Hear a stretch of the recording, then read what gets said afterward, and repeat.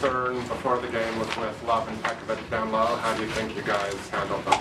I thought the guys did a good job. You know, you talk about two of the best offensive rebounders in the league.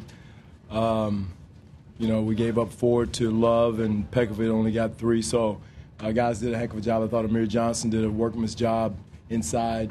A JV battling Pekovic all night. That's a handful.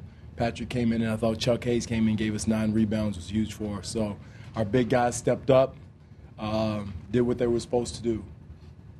You saw that as a response from Jonas. I mean, Jonas, you were looking for that from him. I think, Ryan, I think the main thing is, you know, they did what they're supposed to do.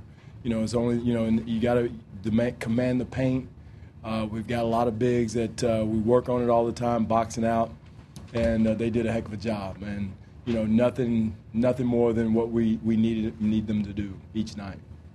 You held one of the top scoring teams in the league, under 90 points. What were you guys doing to? Well, our guy, the bounce back. I thought they bounced back as a team from the other night. I think we were disappointed that we got ambushed in Boston. I mean, they attacked us, and we tried to turn on at the end, and tonight we bounced back from it. 6 threes from Kyle, that last one with 15 seconds left. It was huge. DeMar was struggling a little bit with his shot, but he became a quarterback and did a good job of finding. He made one big shot down the stretch, but that find by him finding Kyle in the corner was huge. And that's another growth step for DeMar is, you know, shots not falling, putting their best defender on you, you become a quarterback when you're drawing attention. Dwane, did you like what you saw out of the 2 guard set when you had both Vasquez? And I mean, I know I think you'd rather have. I'd rather have John, but again, I thought Grievous came in and did a good job, held serve. We got to get John going. You know, he's so important, and Grievous is important in his role. Now he's stepping up and may have to play more minutes, but I think John, you know, tweaked his back when he hit the floor. But you know, Grievous did a good job, did a solid job in that position.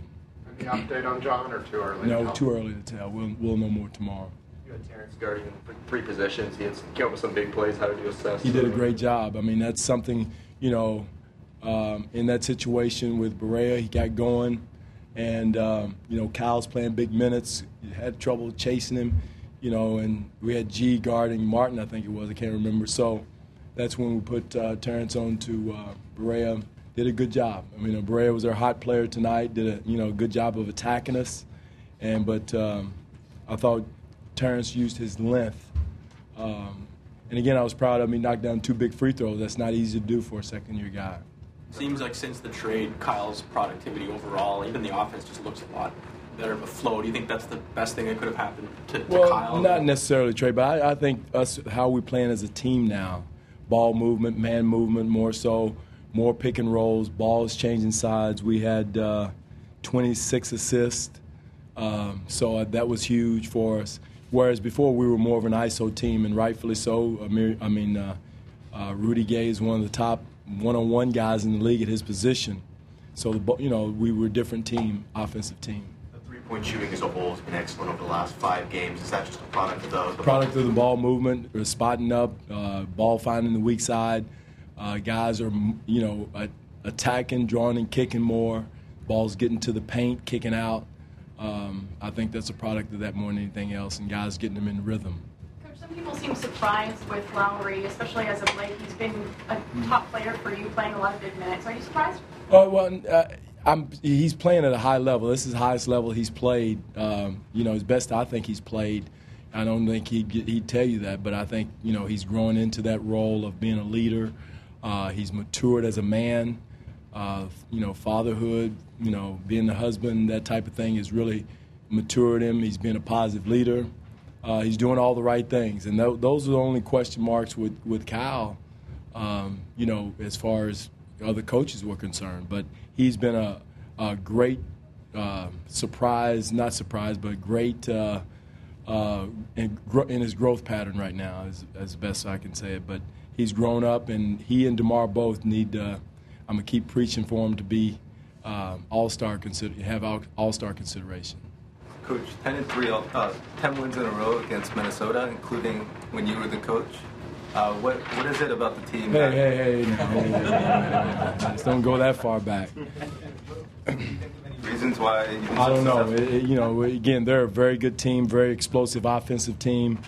Somebody brought it to my attention, I think, that's the first time they've been held below 90 points in a long time. And, Coach Adamans won, we steal a lot of coaches in this league steal from him.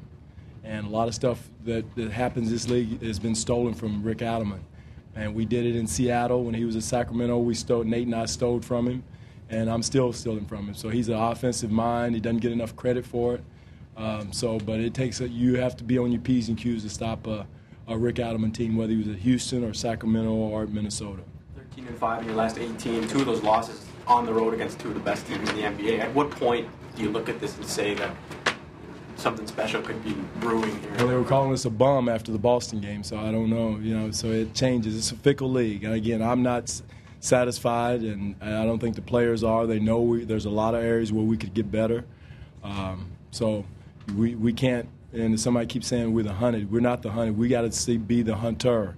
We're still the underdog. We're starting 2 second-year guys, and we still got to be the hungry team. If we don't play the desperate, hungry team, more nights like Boston's going to happen if we don't play that way. Do you think your team's embraced the underdog? Well, we should. I thought we played like an underdog tonight, and we didn't play that way against Boston. So we got to continue to play that underdog role every time we take the floor. Thank you.